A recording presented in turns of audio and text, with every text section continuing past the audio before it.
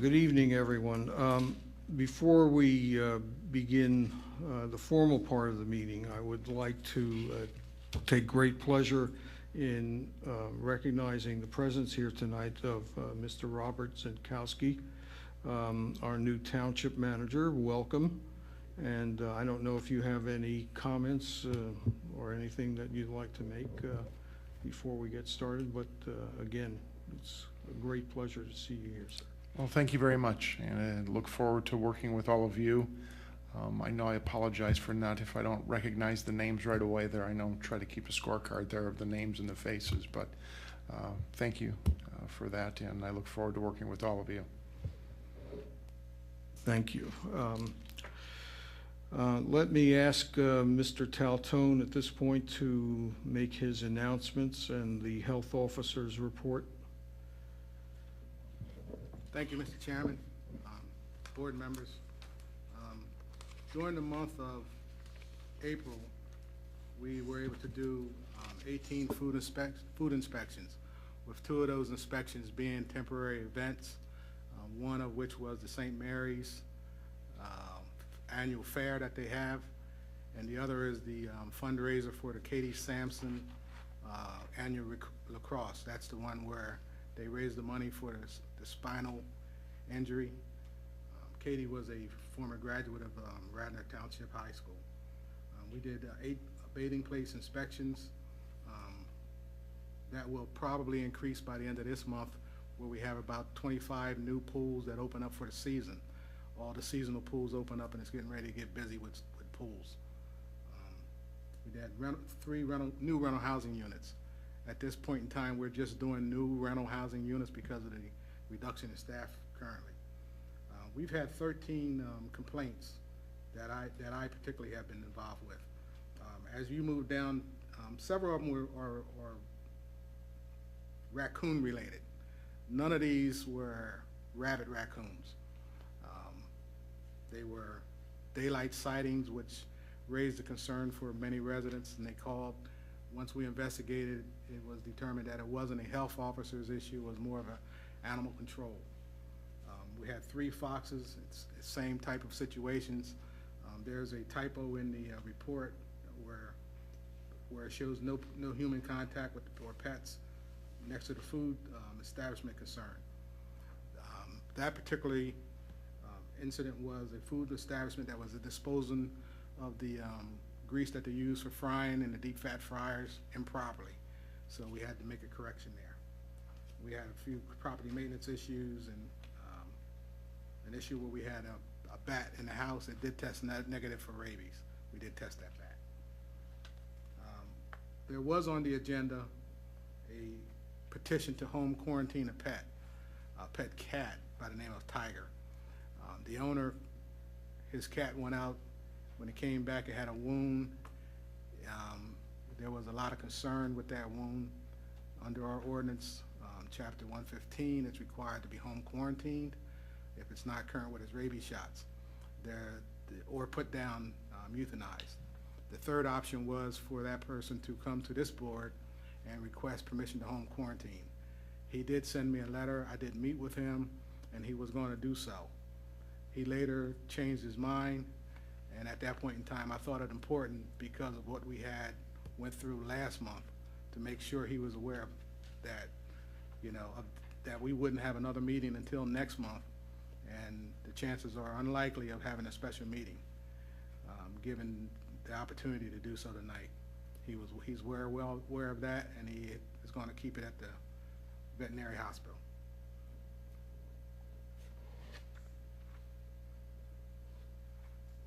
On May the 22nd, from 1 o'clock to 3 o'clock, residents should be aware that Radnor Township will be having its annual rabies clinic. This clinic is free to all Radnor Township residents for their dogs and cats. Our own Dr. Donato, Dr. Len Donato, will be administering the rabies clinic. During that time, and it is free of charge. Residents should know that, it's free of charge. Hopefully, we won't have to deal with so many of these animal complaints if we can get these rabies shots. During that time, we're going to be providing the dog license application. This is the first time we've done this. but we're going to provide the dog license application to residents so that if they do not have their dog license, that's required by our ordinance, the application to be available and they can fill it out, send it in with the fee to Delaware County Courthouse. We still have some of the discount prescription cards for residents. I still have some. I think I gave one person requested it, and I gave that one away, but I still have a few. So residents who may need some of that assistance with prescription drugs can call me here at the Township. In your packet, you'll find an executive summary of the John Hopkins Public Health Study conducted by Delaware County Council, and also the final report was sent to you by electronic email. It's a pretty thick packet, so I didn't want to, it's about an inch thick. That's a lot of reams of paper, but I will print it out for anyone who wants a hard copy. And I want to bring your attention and bear in mind that the Mainline Jazz Festival will be June the 12th, North Wayne Avenue. It's sponsored by the Wayne Business Association, and it's the 7th year for this event. The April the 6th Serve Safe certification class that we held here at the Township was a huge success. I'm very proud of that one. We had 16 people who took that certification. 15 passed it. It was a one-day course. Typically, that's a two-day course, with 50% of the people who take it the first time typically don't pass it. So that's a pretty high success rate for a one-day course. And you have to have a special dispensation to do a one-day course. So that's pretty darn good. In fact, it was so good that I have a lot of people requesting that we do it again. So we're looking at doing it later on in this summer, the second class. Information still for the home weatherization program is still available. So residents who may want a little help with that, I can help them get that contact through the county. The health alerts, advisories, and updates, those were sent to you electronically. I don't have them on hand currently, but if anyone needs copies of those, please let me know. So ends my report. Thank you for that report. Are there any questions for Mr. Taltone? I would just like to add a couple of things with reference to the annual rabies clinic that Mr. Taltone mentioned earlier as taking place on Saturday, May 22nd. It's between 1 and 3, and the location is the Radnor Township Public Works Building, located in the rear of Mainline Pizza at 233 East Lancaster Avenue. And I'd like to also, on behalf of my fellow board members, thank Dr. Donato for so graciously agreeing to donate his time and expertise for this event. And I would urge all viewers of this meeting to take advantage of the opportunity to get their free rabies shots for their pet. Also, in connection with the food establishment inspections, since the last meeting, I had an opportunity to accompany Mr. Taltone on one of the inspections of a food service facility in the Villanova section of the township, and it was very instructive and informative. I think I'd like to commend Mr. Taltone for the thoroughness with which he undertakes that aspect of his job. Thank you. I appreciate that. And thank you for bearing with me that day. So at this point, each of us has had the minutes of the April 19th meeting, draft of those minutes to look at. Take a couple, a minute or so and review it if you haven't done that already.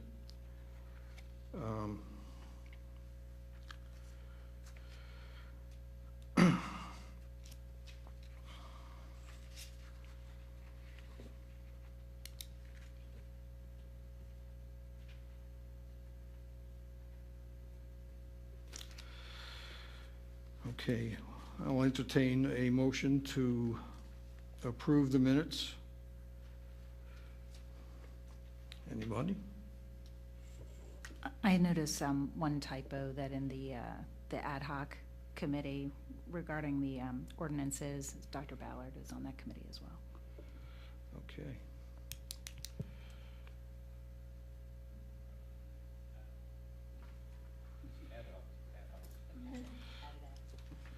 Okay. Thank you for that correction. Any other comments? Does anyone want to move to accept the minutes? So moved. Do I have a second? Second. Second. All in favor? Aye. Any contraries? Thank you. The minutes are approved as amended.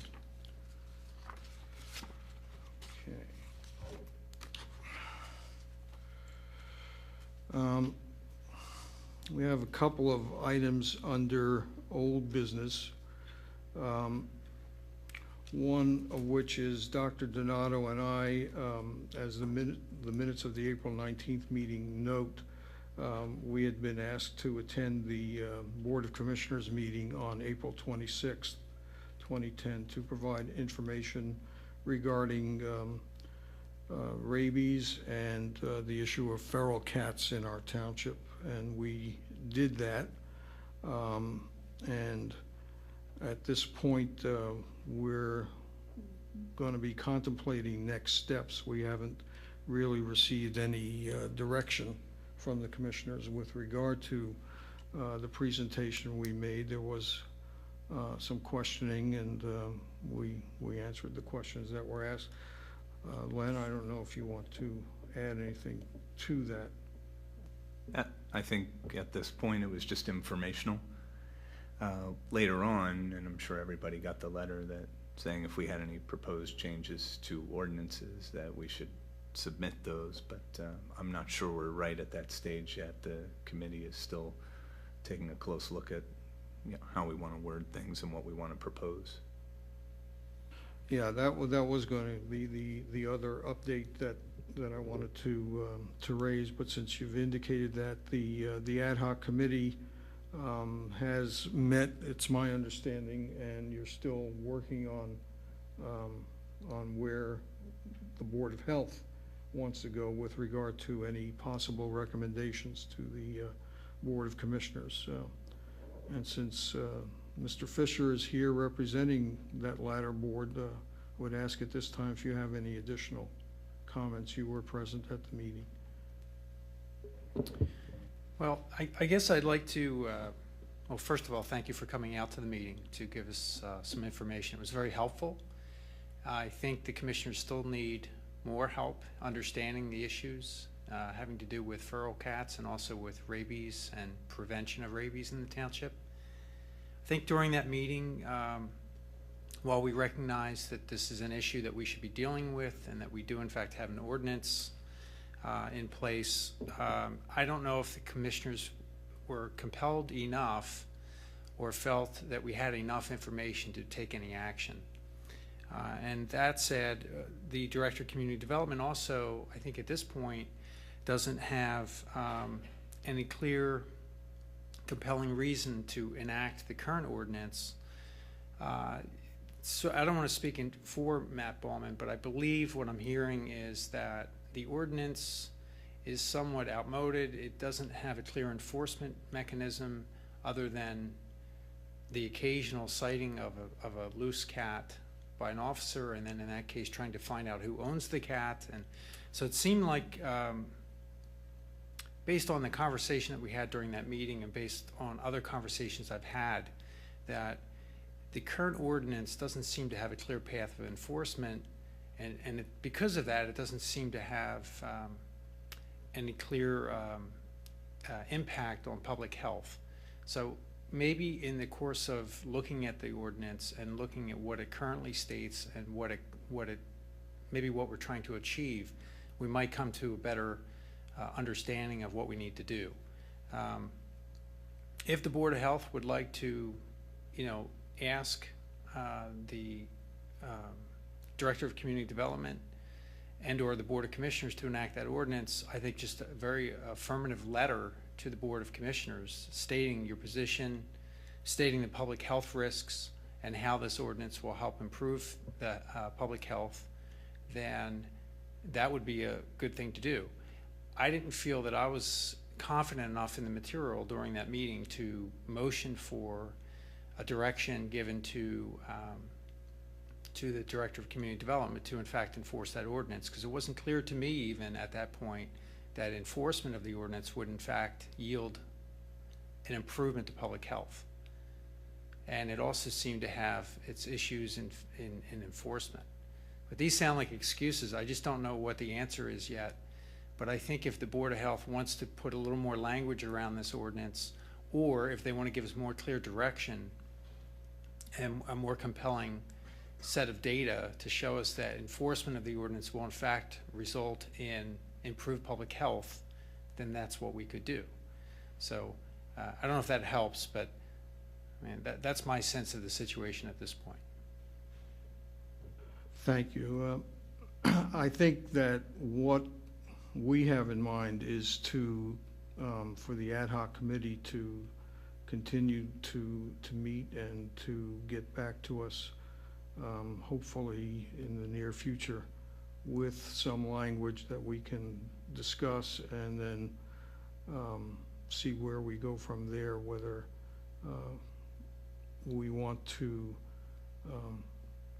make any recommendations. Just so we're clear for the public, we're talking about an ordinance. It's in chapter 115, and it's paragraph 10 of that chapter, which actually empowers, does not require, the Director of Community Development to issue a prohibition against cats roaming at large in the event that cases of rabies have been documented, either in our township or any of the surrounding townships.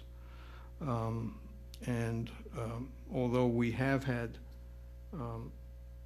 instances of rabid raccoons in the last couple of months, although not so far this month to my knowledge, we did ask that happen, but it did not. And so what I think we need to look at how we can move this forward, so that we have something that we can all live with. Any other? Yeah, I do have one comment. I felt like we had asked that and made some pretty strong statements about it. I'm not sure it was unclear, but I got more the feeling that it was just I think a big thing to ask, especially since there was a vague ordinance. So I think that it requires us to make a recommendation more about the ordinance, and how to make it a more realistic one, as Herb has just said. Yeah. Thank you. After our last meeting, the Community Coalition, which has now, I think, entitled itself Radnor Reach, met at 7 p.m. in this room. The Board of Health is a sponsor of that Community Coalition, and Amy Wishner has agreed to be our representative to that coalition. But she was out of town on the night of the first meeting, so I did attend it. And we had, it was a fairly good-sized audience, or group of participants in the meeting. And we had presentations from the Radnor Middle School assistant principal, who shared with the group the middle school's Drug and Alcohol Task Force survey results. This is a survey of risk-taking behaviors on the part of middle school students. And we also had presentations by two Radnor High School administrators, sharing some of their survey results as well. There were presentations by people from TE and Westchester Area Community, an organization called Westchester Area Communities That Care, about what they are doing. And they're doing some fairly interesting things in terms of outreach to parents, which is all important in the area of drug and alcohol abuse prevention among our young people, and dealing with the impact of that issue on the entire community. There was some talk of where we would like to go from that point forward. And as I've indicated, I did state that Amy Wishner would be our representative, so I don't know if you've been contacted about any future meetings. Yeah, I mean, there is another meeting coming up that I can go to. Do you remember anything about what those surveys showed? I mean, now that I know they exist, I'll try and get them, but I didn't know they existed. Well, they're similar to surveys that I'm sure you know about, that they're local adaptations of the CDC's Youth Risk Behavior Surveys. Centers for Disease Control and Prevention does a biannual survey nationwide, in which Pennsylvania does not officially participate, unfortunately. And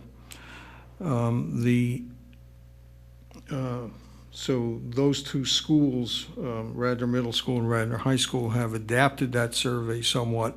And the short answer is no, I don't have my notes from that meeting with me, but they were slide presentations, and they did indicate that students from both schools, in percentages greater than we would like to see, are participating in risk-taking behaviors, going beyond drug and alcohol abuse to carrying weapons, suicidal ideation, and sexual activity. So those are issues that I imagine the coalition is going to be addressing.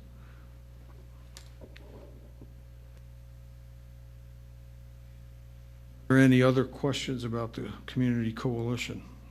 And I greatly look forward to that group continuing to work, because it's something that needs to be done. Is there any other old business?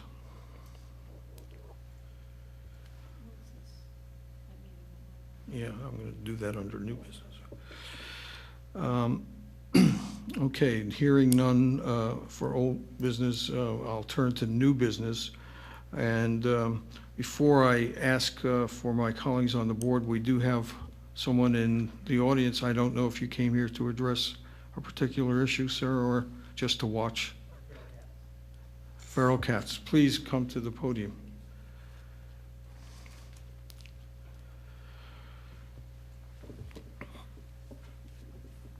And state your name. And Baron Gemmer, South Wayne. Thank you for recognizing me and letting me speak. Also, thank all of you for your volunteer efforts on the boards. There's lots of boards that get more recognition than you, but not that your work is any less important, and we appreciate that fact. I was able to, I wasn't in attendance in the last two Board of Health meetings, but I was able to watch the tape, as well as when you two spoke at the Board of Commissioners meeting, one of the few that I haven't attended in a long time. And as Commissioner Fisher will attest to, that the feral cat issue has been something that I've had an interest in a long time. My wife and I are very much animal supporters for several decades. And I had some concerns about some of the things I heard about, not necessarily the ordinance. I just want to talk about perhaps the feral cat situations on the trail, Garrett Hill in general. And I guess one of the concerns is not necessarily having an animal rescue group involved, not necessarily to rescue, but for some of the expertise. And I have some handouts I'll give to you, although I didn't print out enough for everyone because I didn't anticipate a full board. But that in terms of looking at some of the thoughts about how to handle those, that I'm not sure if those are as effective humanely or financially or fiscally as would be trap, neuter, release, TNR, which is basically the standard policy for groups like the ASPCA, Humane Society, Best Friends Animal Society, Alley Cat Alleys, et cetera. And I'd like to see if we could get their input, because I don't want to see us go down a path where animals are unnecessarily euthanized, or we're spending more money and still ending up with the same problem, when, you know, a lot of these methods have proven successfully. And I think, Dr. Donato, when Commissioner Higgins was asking a lot of the questions, like asking about the vacuum effect, which is, you know, when you take them out, they'll go in. And, you know, that's a reality, and I want to make sure that we look at that carefully, that we're not just trying to get rid of a problem that we might not really be able to get rid of, just like you guys talked about last month about the birds. You know, feeding birds, you're not going to be able to deal with that in terms of the magnitude. So if you could just bear with me 30 seconds, I'd like to give a sheet to maybe about every other one, and then just continue on briefly, if that's okay. I will. I've got, well, let me start here.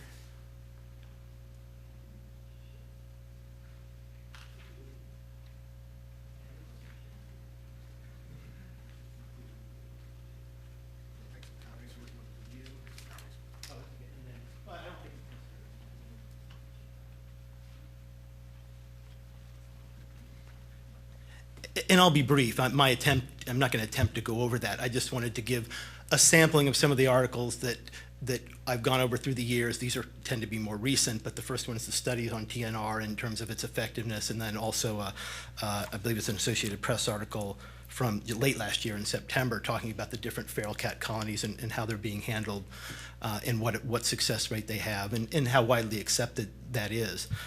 So I guess what I'm putting out there is, regardless of how the ordinance gets changed, if it gets changed, in terms of dealing with feral cat populations, both current and in the future, I'd like to see if we could take a look at this. And as, again, when this came up at Garrett Hill, were the two catches that they were planning, I had sent emails to Commissioner Fisher, because I'm very concerned about, you know, the humane treatment of cats, as well as the overall effectiveness of what it's going to do. And I'd be willing to, you know, put in whatever effort that would be necessary to help, you know, research that, or get the other rescue efforts involved and see what we could do. So bottom line is, in looking at the other meetings, I want to make sure we're considering this, not only because I think it's the best way but to make sure we're not going down a path that's just going to cost money and, you know, the lives of some of the cats. Are there any, so I'm going to go over these. These are, again, just samples. I have lots of those, but if there's any questions, I'll take them. Otherwise, I'll. One of the things that I think was misinterpreted from that meeting is that we're taking and getting rid of cats and then having them euthanized. With the Garrett Hill cats, there are still 5 that are there because they were non-adoptable. They were non-adoptable. No, but they're still. They're still there. Okay. Being taken care of and claimed as somebody's pet. So actually, those are non-feral cats now because someone has taken responsibility. Mm-hmm. And the other 20-some cats were adopted out to homes. There were a few that were put in another location in Philadelphia, but that was ultimately not the goal, as it was to manage the public health issue, because feral cats are a public health issue. But a lot of them got great homes, and there are still 5 there that are being taken care of by somebody. I think what ended up getting misinterpreted is that we were going in there and removing cats and taking them to places like SPCA and whatnot, which we know they'll be euthanized.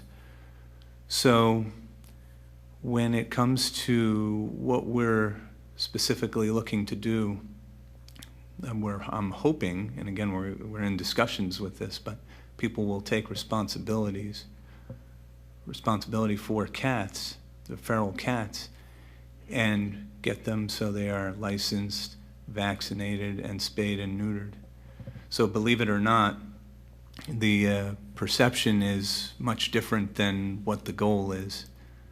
And I don't think anybody's going to have to worry about the humane treatment of these cats. In fact, previously, they were trapped, before the board got involved, they were trapped and taken to the SPCA. Yeah. But we're not going to be doing that. Yeah, no, you're right with that impression, because the first 2 times it was tried, that's exactly what was said was going to be done, and pictures would be taken of the pets. And I don't know, and I appreciate your explanation. I guess the concern too is if they become people's pets, whether they're still outside or not, that's fine. But even if the intent was made to remove them and take them all elsewhere, and then the vacuum effect takes place and you end up with more cats, you're starting the same process all over again, even if you're not euthanizing any cats. Right. What the new, again, this is all in the works, but hopefully what the new ordinance does is it makes people responsible for those cats that they're feeding, in which, again, they'll be spayed, neutered, taken care of, properly vaccinated, and then the cats will not cause as much of a health concern. We are in the early stages of evaluating how that will look on an ordinance. Well, I'm wondering too, with the TNR, where if the township took that on to capture them, does it have to be a one-on-one, or could there be the feral colony feeders that take care of those as long as they're all neutered and kept up with their shots, to do that? And taking the Garrett Hill as an example, I mean, it's worked out very well, and the population was whittled down to a very reasonable amount, and now is being managed. And I think to get rid of, in theory, get rid of all 60 plus cats that are estimated to be on the west end of the trail, that's likely just not going to happen. That's too many animals. But we will try and get ones adopted. The ones that are there will be taken care of. And if new ones come in, those ones, again, hopefully will be taken care of in an appropriate way with somebody wanting to help take care of them. That way it disperses the, the responsibility among people who, are caring for the animals with some outside help. And that's the goal. And hopefully we're able to achieve that just like we did in Garrett Hill, particularly with the help of Nancy Nolan and Jim Coward's group, who did a wonderful job. Okay. No, thank you, because that, even though I've seen the history of the initial trappings through that, certainly watching that meeting, I did get a different impression, even though I watched the board meetings here before. So it just wanted to bring it to everyone's attention, given what I had seen, and offer whatever assistance then, would be required. So, and here's Larry with the copies. I want to thank you. Would you mind just Your jotting- mic, yeah. spell it? I want to thank you, and would you mind just jotting down your name and way in which we can reach you? I'll be happy to get Email your or help. phone, whatever you prefer. Yes, let me just do that real quick, and then I'll sit down and. Meanwhile, does anyone else have any questions, comments? Okay. Thank you, and thanks again calling for you, taking the time to come here. No, thank you.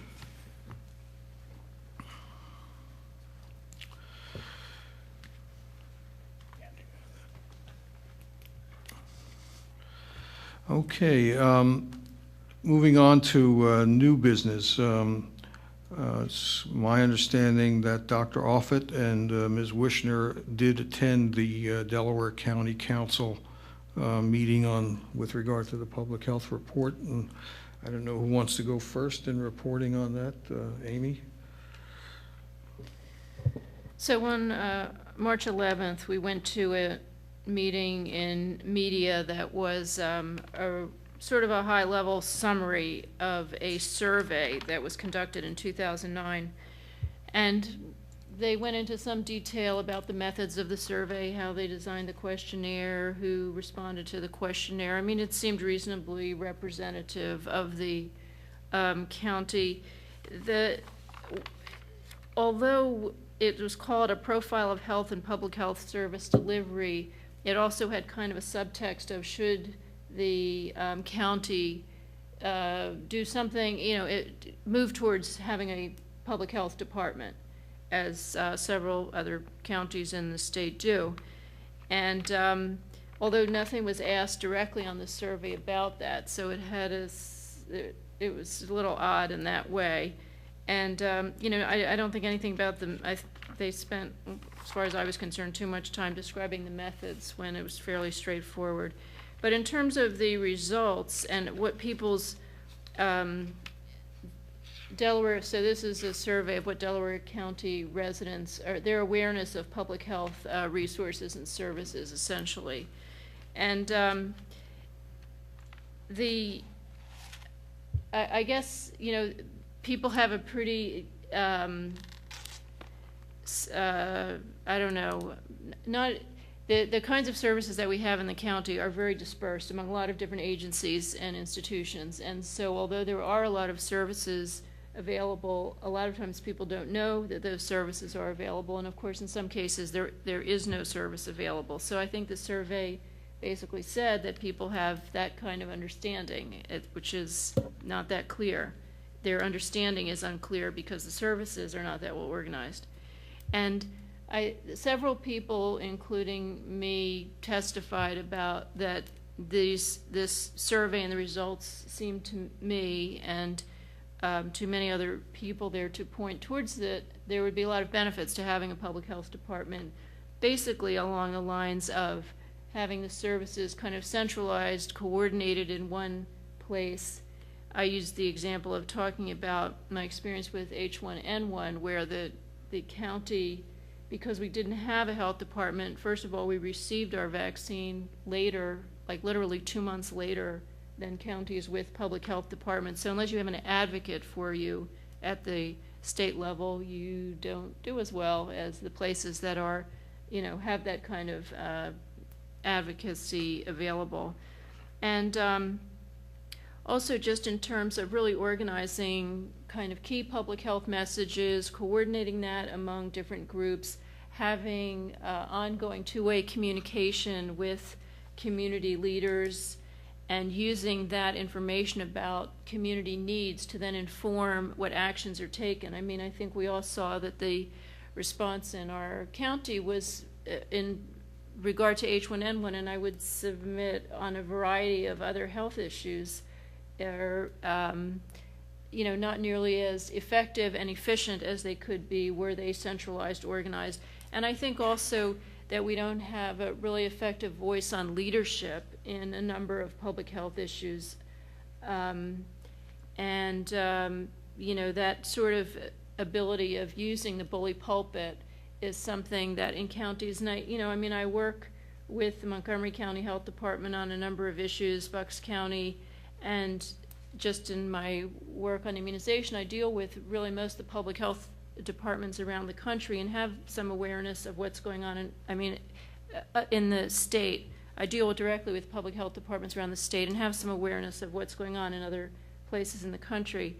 And you know, the places that are really effective and the places that did well with H1N1 and that do well with a variety of public health issues have health departments that, you know, have the federal resources, have paid staff whose job it is to carry out these functions.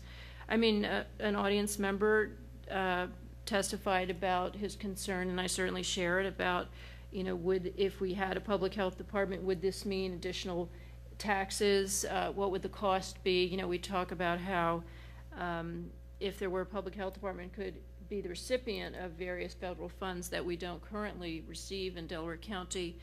And of course, you know, I think the upshot of that would be, you know, figuring that out. You know, what would the costs and benefits be, you know, financially? Because of course, I think everyone would like the services, but I think especially in this economy, the question is, would it be worth it?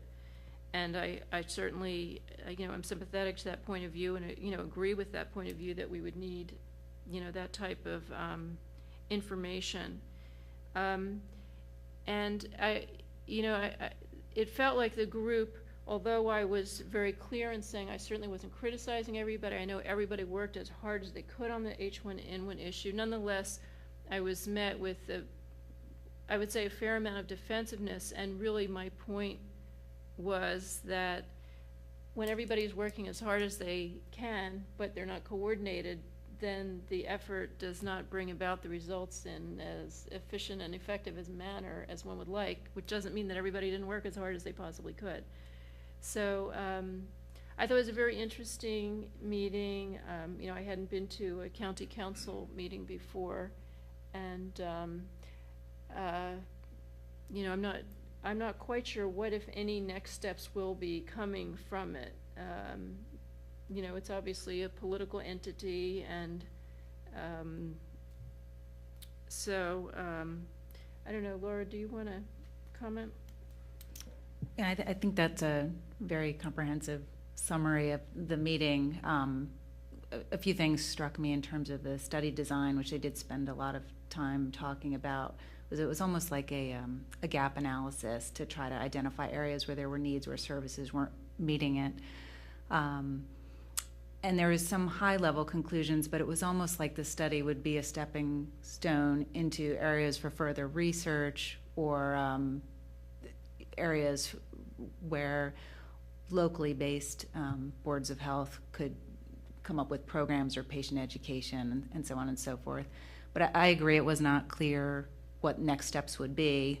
There was a strong sentiment that the county council was going to take these findings to heart and certainly not let them drop. But there wasn't a very well defined, you know, next we're going to do this, or next we're going to meet with this group of people, that sort of discussion. And one of the other recurrent themes that I think did come out was limited communication. People didn't know where to go to get information, or even with distributing the survey. I know it was put on our website, and it sounds like the survey was largely web-based, although paper copies were available. But when you looked at the demographic distribution, there was certainly a specific slice of the county population that was responding to the survey, and even with that, there were needs that were identified that were not being met. So Just want to build on that. I mean, I maybe many of you, I know I have lived in places where there were public health departments, and before I do what I do now, I worked for 11 years as nurse epidemiologist for the Philadelphia Department of Public Health. And when you have a public health department, people know where to go. I mean, I'm sure, Larry, you must get a lot of calls that in other places would go to a public health department, but I think residents of our county have to sort of figure out where to go. When you have a public health department, people have a starting point. They know where to go. And, you know, as I said, I really saw with H1N1 as symbolic of other health issues, that the impact that the not having a county health department has in terms of leaving the public less protected than it would otherwise be. I mean, I feel like we were very fortunate with what happened with the disease with H1N1. And, you know, because in our county we were late with immunization, and by the time we got the vaccine, people felt like either the disease wasn't as serious, their kids had already had the disease, or some other reason. We had very low, you know, immunization rates. Not that many people took advantage of the immunization clinics that were offered. And the county council kept saying, but we offered clinics at every school, and yet, you know, the immunization rates for Pennsylvania were not that great, either in reaching the target population or in reaching school-age kids. So, you know, I think there certainly is room for improvement, which is not to criticize what anybody did already. So I guess the bottom line, what I'm hearing is there's no clear indication of where the county council wants to go from here, from the point of that meeting. Right. I mean, the four recommendations that came out of this, which are really quite broad, are the need for leadership, designate and develop public awareness, collaboration, communication, coordination, research to strengthen infrastructure and obtain additional resources, and oversight and evaluation. So those are not that clear, you know, they're quite broad. And so, no, I don't know what will happen next from that meeting. Okay, thank you. Are there any other questions on that? At the meeting that I was introduced when I was reelected to this august group, someone asked that some of us look into that topic, and I did a search on that at the time, end of November. There is a group called the Working Group for a Delaware County Health Department. A Rosemary O'Malley Halt, a pharmacist, has written articles to the Daily Times and trying to promote that particular position. If you could bear with me, I'll read 3 sentences from a letter to the editor that she wrote, and it was published in on November 16th, 2009, which sort of summarizes what you've just said only 2 months before the survey came out. To the Times, for more than 40 years, the issue of forming a county health department has been discussed with candidates on both sides, Republicans and Democrats alike, using it to promote their public health policy point in county elections. Some of the facts have been distorted and promises unfulfilled during and after the elections. One central fact is that Delaware County has suffered the consequences of being the largest county in Pennsylvania and the United States without a health department. End quote. And she did testify at the meeting. I tried to reach her, I sent her emails, telephone calls, they were never returned, so I just dropped it at that point. Would you Excuse me. restate the name of her group, Dr. Ballard? It's listed as the Working Group for a Delaware County Health Department. I have the article here if you'd like it for the record. Thank you, I would. Right. Dr. Humphrey. Just a question to Amy and Laura. At the meeting, was there any indication of what the official steps are and what the process is and where it goes to get a health department for Delaware County? I mean, is this a state petitioning step, or is this something you gather consensus within Delaware County and then try to move forward? Is this the only group that has the official imprimatur to do this? I don't know. It's a good question. I mean, I'm sure this person would know. I can give you a historical perspective. My partner in another life was D. Stratton Woodruff, MD, who was a physician in Lower Merion.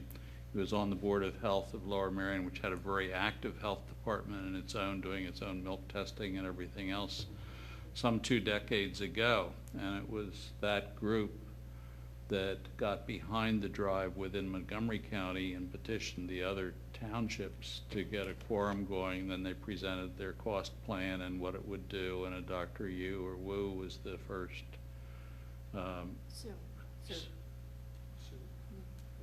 Walter, was the first health officer for the county, and it's grown into a huge thing. I think that Dr. Bruce Silver, who's now with Mainline Healthcare, was one of the members of the group that helped form that. And I'm sure there's a detailed history of what they went through and how they did it, but it was tedious and it was expensive. That's all I remember from that long ago. One set of comments that was made is, as the presentation was introduced, there was reference to the 40-year history of whether or not there should be a county health department. And the way that I heard it was that the county had reached out to this Hopkins group to administer this survey and to do this study, in part to see if there was any help with that sort of decision. Although after the presentation, when there was public questioning and commentary, one of the audience members had pretty directly asked that question of what parts of this, what did the study say with regards to recommendations or findings to support a public health department. And the answer, as I heard it, was that the study really wasn't designed to answer that. It did identify what I think of in my head as a gap analysis, but that would require further study or different types of questioning. So just.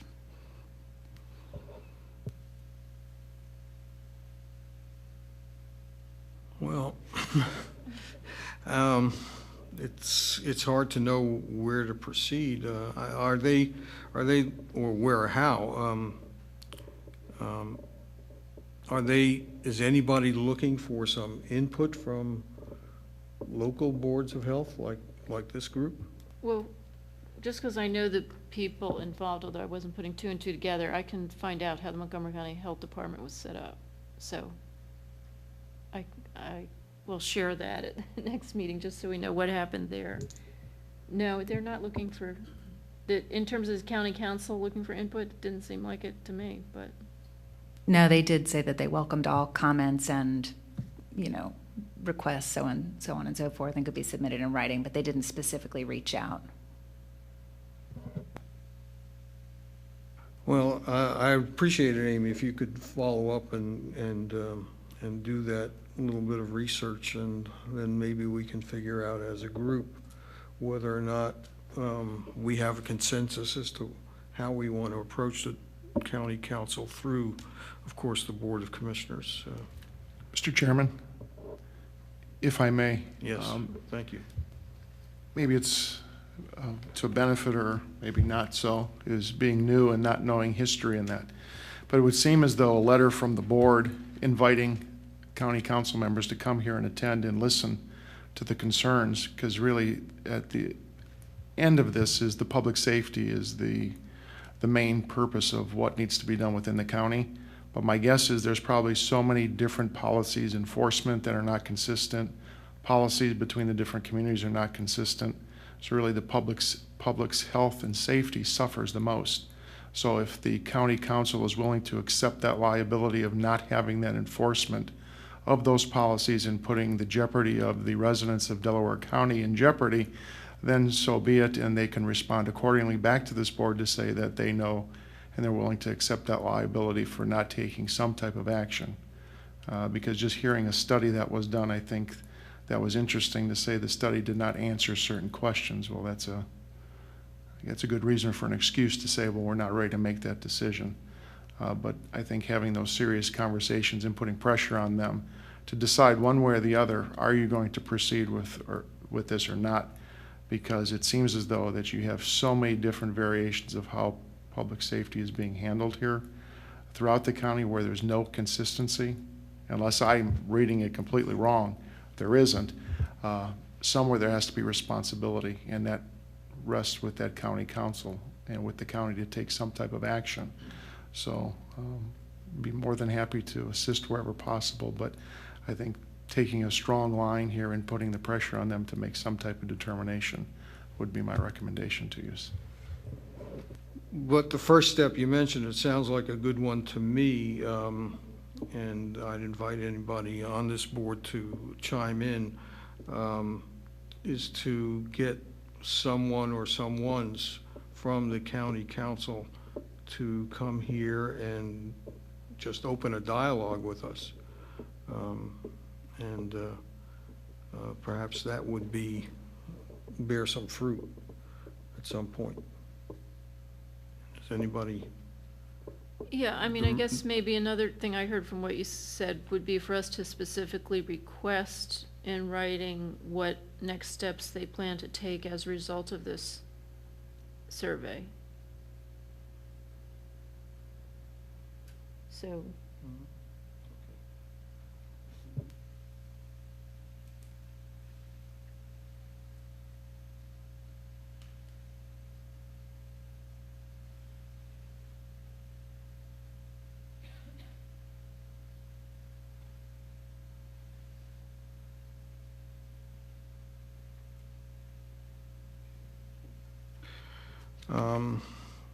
Yeah, I can draft a letter, or Amy, if you want to do that as well, and we can combine them. At our last meeting, I asked members of the board to forward via email suggestions for possible goals and objectives that we could work on during the year that will begin in September 2010 and then June 30th, 2011. And I did get emails from Amy Wishner, Laura Offit, and Len Donato outlining some of their ideas. And I know that the hour is late for this meeting, and so I guess a full discussion of these matters would have to wait for our June meeting, and I would like to make that the highlight of the priority for that meeting. What I would like to ask now is, Laura, you submitted the most comprehensive listing of possible goals and objectives, and I thought they were all very good ones. Would you just take a minute and maybe, everybody has copies. I brought my own copy, printed it out, and Mr. Taltone was good enough to make copies for us, so we would have that in front of us at this meeting. There was one area of consonance with Laura's and Amy's goals and objectives with regard to the nutritional issues regarding junk foods available to kids in school cafeterias.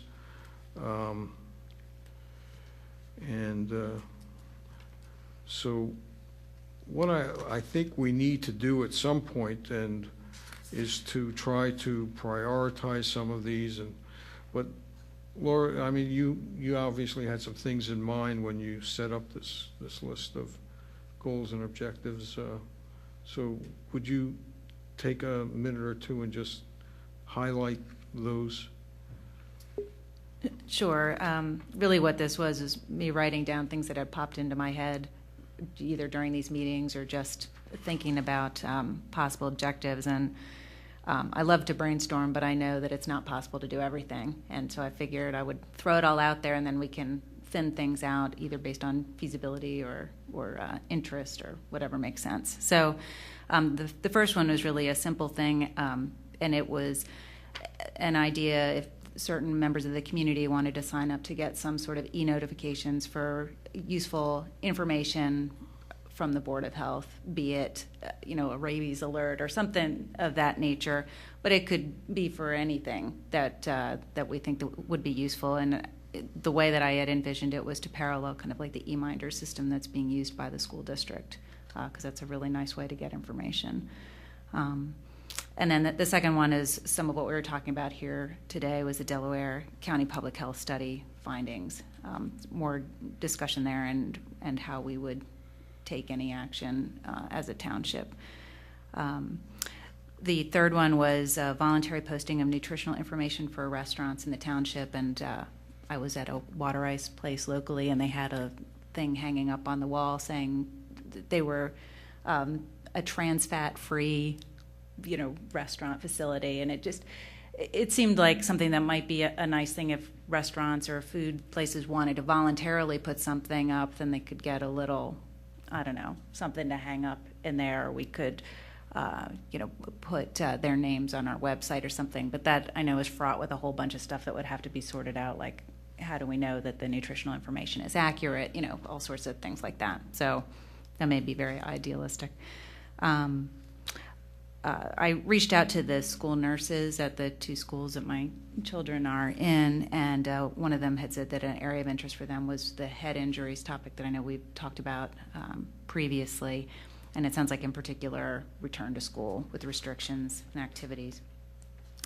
And then you had mentioned marked reduction in junk foods available in school cafeterias, because it's asking a lot for a kid to walk away from junk food, because we know how hard it is for us personally. Some way to encourage more physical activity during the school day. And then the last one is speed bumps, and again, that I know is a big cross-functional type of goal, but just even walking through my neighborhood on Cricket Lane and Gulf Creek,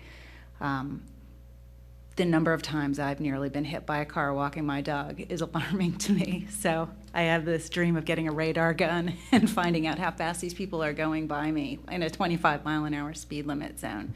And I would just hate to see a kid get hit by a car. And that's it. Thank you. Thank you. The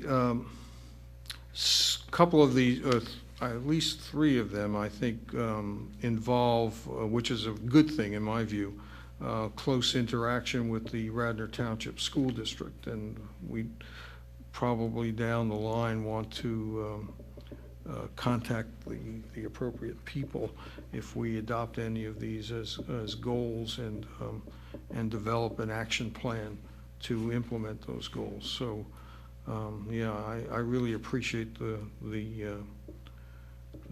thinking that went into these.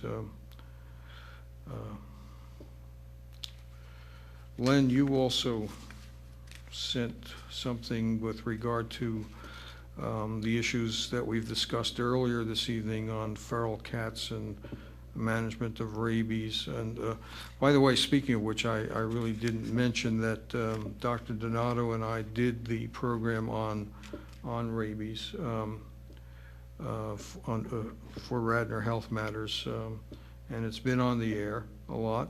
If you missed it and it's not on the air at a time that's convenient, you can, and you have internet access, you can go onto the Radnor Township website and click on Radnor Health Matters, and you'll be directed to the latest program in the series of Radnor Health Matters. And I want to thank Dr. Donato again for doing that. Did you have anything? I was just going to say, I wanted to make sure we're definitely looking at the feral cat issue and rabies, and I also want to make sure I get around to looking at the numbers again for the cars versus deer, and want to see where we are with that, if the education we provided the township and getting up some new signage, if that's helped at all, or do we need to take further steps? Great, thank you. And Amy, you also, as I indicated, some of, at least you were in consonance with Laura on Yeah, I mean, I the just junk chimed food in issue. with wanting to focus also on tobacco use, especially as kids are, to some extent, switching from cigarettes to chewing tobacco. There is a health officer for the school district, and maybe that would be good at a, I guess June is our last one for the summer, but at a meeting to have him come and focus, you know, some portion of the meeting on all the school health-related things, and have a discussion about what's there, what's needed, what could he do, what could we do, and you know, that might be a good way to move ahead with that. You're referencing Dr. Walker, Rockland Walker, the medical consultant to the district? I've met the man, I'm not remembering his name, but if that's who it is, I'll go with that. Yeah, that would certainly be a good connection for us to have. If you've met him, I've only spoken with him on the telephone, trying to recruit him for this board, which didn't work out, but for this year anyway. But if you've met him, perhaps you could follow up and get some idea of his willingness to work with us on that. Thank you. And again, we will hopefully any other emergencies notwithstanding and deterring us from doing that, focus on these, and I hope others will chime in with their own notions of goals and objectives, and we'll need to, those of you who have submitted these, think about action plans as to how we would seriously do that, and contacting Dr. Walker could become part of that for those issues that involve the school district.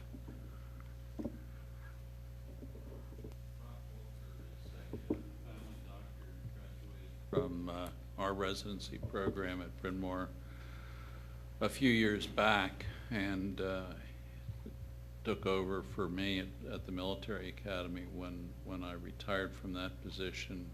He's very approachable. He's the one that's in practice in Radnor there with his father, David, the dentist, that's at the corner of Matson Ford and King of Prussia Road. I haven't talked to him for a long time, but he's a good speaker and he'd be great.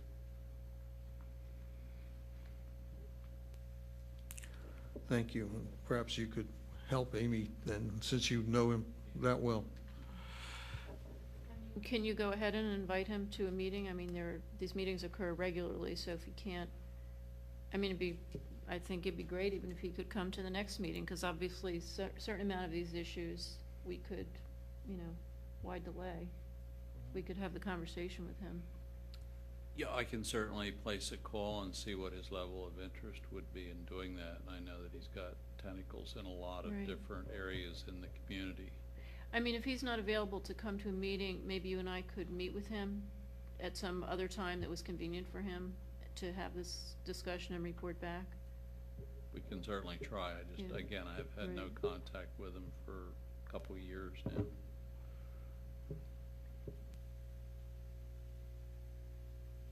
Okay, thank you. Are there any other matters that we need to discuss tonight? I'd be interested in having one of the actual more formal 3 people who were on the ad hoc committee with me, just to make sure what we're doing next with that. I sort of lost the thread of that earlier in the meeting.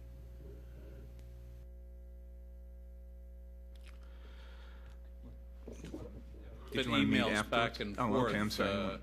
from different folks who were at the thing with modifications and updates and bifurcations and strong ordinances and weak ordinances, and I think that we stand divided but united in the basic goal. I think we're going to, at the moment, I think that's what we're going to decide, and we can talk a little bit afterwards on where we move next. Still disappointed personally that the words were used cautiously here tonight for all kinds of reasons. I thought the board had empowered the Director of Community Education, or whatever that person is, to go ahead and do what the ordinance says is supposed to be done. And I didn't know that we had to write a letter to them to do that. I think a lot of this is obfuscation. Well, as a matter of fact, I went beyond and I did share a draft of my letter to the Township Board of Commissioners. So we actually went beyond that, writing to the Director of Community Development, asking that the ordinance be implemented. And part of the result of that was we piggybacked the discussion of feral cats onto, we piggybacked the discussion of the ordinance onto the issue of feral cats at the Township Commissioners meeting on April 26th, I think it was, where Dr. Donato and I spoke to them about that. As I indicated earlier, we were given no clear direction or real sense from the Board of Commissioners, perhaps for the reasons that John Fisher has enunciated. But I do think we were, Dr. Donato and I were quite clear about the public health issues related to feral cats and rabies being possibly transmitted by cats that are not feral but are somebody's pets but that are roaming around, and their risk of being attacked by a rabid animal, and why would you want to expose your cat to that? So we had a fairly thorough discussion, but the outcome was nebulous. So that's where we stand right now. And I believe that there is great merit and I may be a minority of one here, in going forward and reaching some conclusion that we can bring to the township commissioners one way or the other. I think having an ordinance that simply empowers an individual to act is not quite going far enough in the face of an issue that the Board of Health has recognized to rise to the level where action is required. But if the ordinance doesn't require that action, then we're left with nothing. I'm just concerned that we have 5 or 6 licensed professionals here who have been appointed by the commissioners to advise the commissioners, and simply brought to their attention that we have an ordinance that isn't being enforced the way we read it to be. And the disease we're talking about is a virtually universally fatal illness. And, you know, why are we getting paid these handsome salaries for being here if they don't pay any attention to us? They're lay people. The ordinance is clear, in my humble opinion. He's just joking about the handsome salaries, folks. Just a comment, and that is that the committee is really working on this. We're trying to iron out some clarifications in the ordinance, but I do take issue with and I don't mean to direct this at you, John, but the enforcement issue, we're not empowered, if you'll use that term, to enforce ordinances. I think that's up to the township to do the enforcing. We can advise, and here, and again, as Ian mentioned, we have an ordinance that's been in place for nearly 20 years, and it seems sort of strange that we have to come at this point and petition to have it enforced. Now, if there's some elements that are impractical from an enforcement point of view, then I think the township needs to let us know what those specific ones are, and maybe we can work out some sort of compromise in terms of enforceability versus the practical elements of public health. Yeah, I'd like to respond to that. I think well, 2 issues occurred. The first issue was that we didn't actually get this on the agenda. I requested this to be on the agenda for the Board of Commissioners, and the President of the Board did not put this on the agenda. The feral cat issue was put on the agenda. We took advantage of the fact that 2 members of the Board of Health were present during that discussion for the feral cats, and I immediately pushed the conversation into this issue with rabies and cats. I was a little disappointed as well that the Board of Commissioners didn't see this for what it is, for a health concern. What I'll suggest is I'll try to get it back on the agenda again as an independent issue, aside from feral cats. But I believe as the ordinance is written, it's the Board of Health's recommendation to the Director of Community Development. Yes? No, actually, it's his action is independent. All he needs to know is that there has been a case of rabies in our township or in any surrounding township, and the ordinance 115-10 empowers that individual. That's strange language, I admit. I've never seen that before. To take action. It doesn't require him to take him or her to take action. I also need to say a little bit about the enforcement issue, which is something that Dr. Humphrey has correctly stated is not within the purview of the Board of Health. That said, I think too much emphasis can be placed on the enforceability of an ordinance. Most laws are not 100% enforceable. Even the law requiring us to make a full stop at stop signs at intersections is not 100% enforceable unless you had an officer at every stop sign. What an ordinance or a law needs to do is, or should do, if it's well drafted, is act as a deterrent to certain behaviors that the community decides are not desirable behaviors. And so I don't want to see us get hung up on enforcement because, again, as Dr. Humphrey has stated, that's not our purview. But what the township commissioners need to understand is that this would not be any different from any other ordinance, including the one I cited about stopping at stop signs, or the leash law for dogs, which isn't 100% enforceable either. But it does act as an effective deterrent for most people. We don't see a lot of dogs running around loose in our township. So, that's.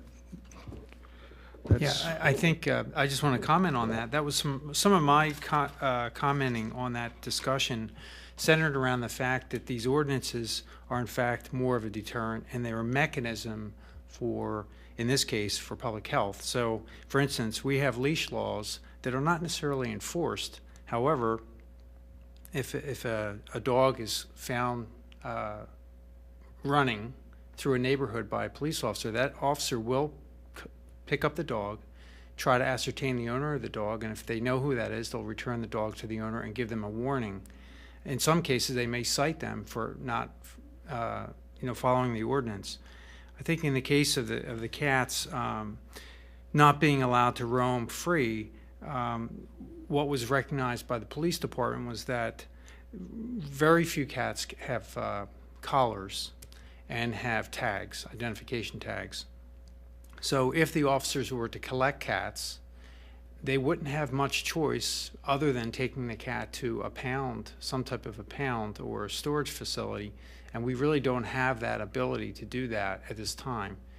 So I don't know what the answer is there. We may have to look at it more comprehensively and say, well, if we're going to, in some case, we'll use it as a deterrent, but when we do enforce, how do we enforce, and what does that look like? Do we actually take the cat into some type of a holding cell, and then if the owner of the cat doesn't collect the cat, what do we do?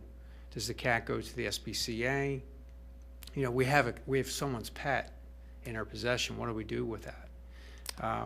We certainly could enforce the requirement for vaccinations on the cat and with the owner, and I saw that as the benefit. That's what we get out of the leash law. We get this enforcement, not necessarily of the leash law, but of all the other things that follow. The fact that that dog has to have a license, it has to have its vaccinations, and that it has, that it should be in somewhat control of the owner, by the owner. So I think there's a little bit of a confusion. I know some of the commissioners were a little concerned about enforcing this ordinance. But they were getting confused with the enforcement end of it and the results of that ordinance, which is health and safety of the public and of the pets. So I would like to get it back on the agenda. I will ask to do that, and we'll ask for members of the Board of Health to come out and speak to this issue. But I think in the end, the Director of Community Development does have the latitude under the current ordinance to say, I'm not going to enforce it. So we could the Board of Commissioners could, in fact, direct the Director of Community Development to enforce, but it would be better for all of us to come to the same conclusion, which is we should enforce, or at least enact the ordinance and communicate that ordinance to the public. Just a thought, and I know the ad hoc committee may want to look at this, but there are several strands here that sort of could be tied together. You've mentioned the great desirability of having cats like dogs be vaccinated. One of the reasons that the licensing of dogs works to good effect is because you can't get a license unless you have documentation that your dog is up to date with his or her shots. That would also help having cats licensed in not only in having them vaccinated against rabies, which would protect them, but it would also help with the identification issue. So that's just a thought. That's something we're working on and hopefully is accepted.